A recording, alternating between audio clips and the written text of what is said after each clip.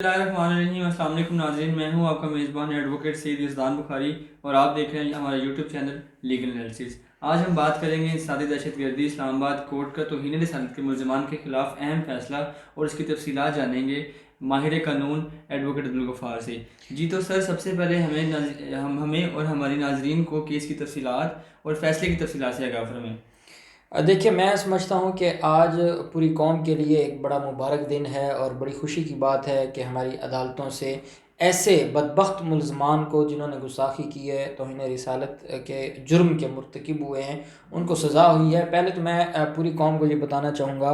कि ये social media के ज़रिए जो है ये तौहीन रिसालत का जो केस बनाया गया था, ये जो तौहीन की गई थी, गुस्ताखी की गई थी, ये सोशल मीडिया के ज़रिए की गई थी। और सोशल मीडिया पर की गई गुस्ताखी में ये पहली दफ़ा पाकिस्तान की तारीख़ में जो है वो सज़ा हुई है। वो मुल्ज़मान जिन्होंने सोशल मीडिया के ज़रिए जो है वो कोई तौहीन अमेज़ मवाद जो है वो उसको अपलोड किया है या उसको शेयर किया है या उसको फैलाया है। अब इसमें टोटल 8 मुल्ज़मान थे। ये एक पूरा गैंग था जो मुलव्वस था। इसमें 2 लोग थे जो फ़ेसबुक पे मुख्तलिफ़ जाली अकाउंट्स उन्होंने बनाए हुए थे और जाली आईडीज़ के ज़रिए जो है वो इस तरह के जो मवाद है उसको शेयर करते थे, उसको अपलोड करते थे, वीडियोस बनाते थे। और एक इनमें जो बदबख्त था वो यूट्यूबर था और यूट्यूब पर जो है वो ये वीडियोस जो है ये मुख्तलिफ़ तरह की वीडियोस बना के ये लगाया करते थे। और एक जो है वो लेक्चरार थे, प्रोफेसर थे। 4 मुल्ज़मान जो है वो गिरफ़्तार किए गए थे और 4 जो मुल्ज़मान थे वो भाग गए थे। आज जो फ़ैसला सुनाया गया है ये बेसिकली 2007 में ये मुकदमा दर्ज हुआ था और 295C के तहत ये मुकदमा दर्ज हुआ था कि जहाँ पर कोई भी हमारे आखिरी पैगंबर हज़रत मोहम्मद सल्लल्लाहु अलैहि वसल्लम की गुस्ताखी करेगा या कोई ऐसी कोई लिखेगा, कोई तहरीर होगी या तकरीर होगी या कोई ऐसी विजिबल रिप्रेजेंटेशन होगी जिसमें जो है वो तौहीन अमेज़ कोई कलमात इस्तेमाल किए जाएंगे या कोई मवाद शेयर किया जाएगा, तो उन लोगों के ख़िलाफ़ 295C के तहत मुकदमा दर्ज होगा और फिर उनकी जो है जो मामला है उनकी सज़ा का। अब जो 295C है पाकिस्तान पिनल कोड का, देखिए 2 तरह के हमारे कवानीन हैं। एक है हमारा जो सब्सटेंटिव लॉ है और एक है प्रोसीजरल लॉ। सब्सटेंटिव लॉ उस कानून को कहते हैं जो आपको किसी भी जुर्म की डेफिनेशन बताता है और उसकी सज़ा बताता है। हम ऐसे कानून को सब्सटेंटिव लॉ कहते हैं क्रिमिनल लॉ में। प्रोसीजरल लॉ होता है कि जो प्रोसीजरल लॉ में कि अगर कोई जुर्म हो गया है तो उसकी कंप्लेंट कैसे दर्ज होगी, एफआईआर कैसे होगी, तफ्तीश कैसे होगी, चलान कैसे होगा, ट्रायल कैसे होगा, ये हम कहते हैं ये प्रोसीजरल लॉ है। तो 295C पाकिस्तान पिनल कोड जो है ये सब्सटेंटिव लॉ है क्रिमिनल लॉ में। इसमें तो ये लिखा है कि ये चीज़ें अगर कोई करता है तो वो तौहीन रिसालत का मुर्तकिब होता है। फिर हम जब CRPC में जाते हैं तो वहाँ उन्होंने स्पेसिफिकली किया है। अब तो जो है वो पहले ये चीज़ें नहीं होती थी, अब ये अमेंडमेंट्स आई थी और उसके बाद जो तौहीन रिसालत का कोई मुल्ज़िम होगा उसकी तफ्तीश भी डायरेक्ट SP लेवल का कोई अफसर करेगा,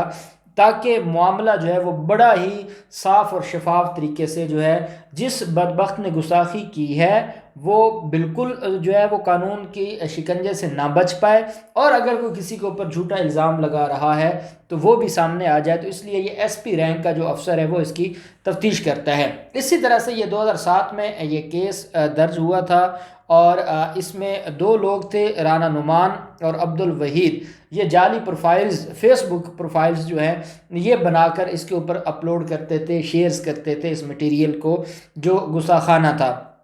और एक इनमें था नासिर, ये यूट्यूबर था और ये यूट्यूब पे जो है वो ऐसी वीडियोस अपलोड करते थे और ये गैंग था, ये एक दूसरे से जो है वो जुड़े हुए लोग थे। एक इनमें जो है वो मुल्ज़िम था, प्रोफेसर था अनवार। वो जो है कॉलेज में पढ़ाता था, उर्दू का वो टीचर था और वो दौरान क्लास स्टूडेंट्स का दिमाग ख़राब करने के लिए और उनके माइंड को जो है वो मुख्तलिफ बातें करके, गुस्साखाना बातें करके वो गुस्ताखी का मुर्तकिब होता था और इस जो है वो जुर्म का मुर्तकिब होता था। तो ये 4 लोग थे और बाकी इनके साथ जो 4 लोग थे वो आगे रीशेयर करते थे, वो इस चीज़ को मज़ीद پھیلاتے تھے، یہ اوریجنل سورس دیتے تھے اور وہ آگے اس کو ری شیئر کرتے تھے اور وہ ان چیزوں کو آگے پھیلاتے تھے۔ تو یہ 4 لوگ جو ہے یہ گرفتار ہو گئے تھے اور 2017 میں ان کے خلاف فرد جرم عائد ہوئی تھی اور ان کی ضمانتیں بھی خارج ہوئی تھیں، اور جو 2007 کا مقدمہ ہے 2017 میں فرد جرم عائد ہوتی ہے، اور جو 4 لوگ تھے وہ ان کو ایبسکونڈر مفرور ڈکلیئر کر دیا گیا تھا اور ان کے آج عدالت نے دائمی وارنٹ گرفتاری جاری کر دی ہے، وہ اشتہاری ہو گیا اور اس کے بعد ان کے وارنٹ گرفتاری جاری ہو گئے۔ اب یہ جو معاملہ ہے اس میں 17 گواہان تھے جو پروسیکیوشن نے پیش کیے تھے اپنے کیس کو جو ہے وہ سامنے لے کے آنے کے لیے، اور میں اس پہ سمجھتا ہوں کہ جو ہماری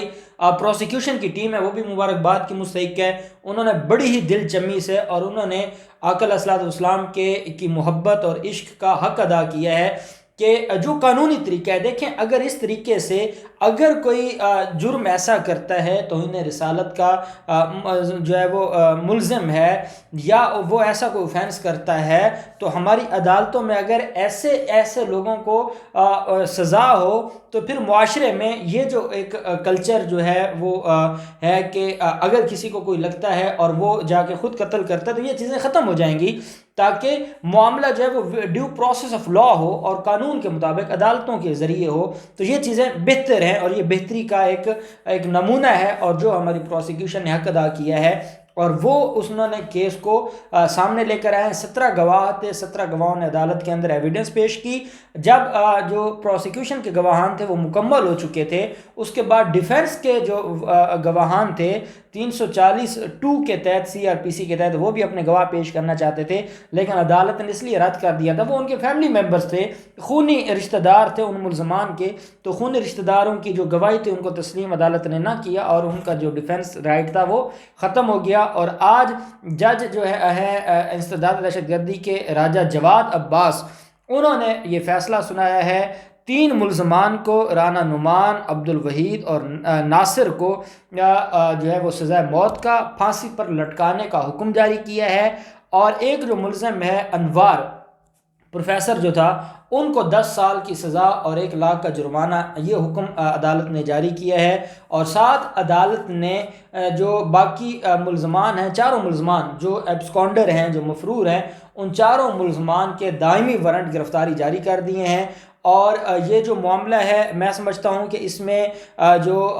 کیس ہے یہ ایک ہسٹوریکل کیس بن چکا ہے، اور یہ جو بھی اب کیونکہ عدالت نے فیصلہ کر دیا ہے اور عدالت اس چیز کو سامنے لے کر آئی ہے، اور کیس اس کا مطلب ہے کہ عدالتوں میں کیس ثابت ہو سکتے ہیں، اگر پروسیکیوشن کوشش کرے تو ایویڈنس کے ذریعے ثابت کی جا سکتی ہیں یہ ساری چیزیں، تو یہ بڑا ہی ایک پازیٹیو چیز ہے، اور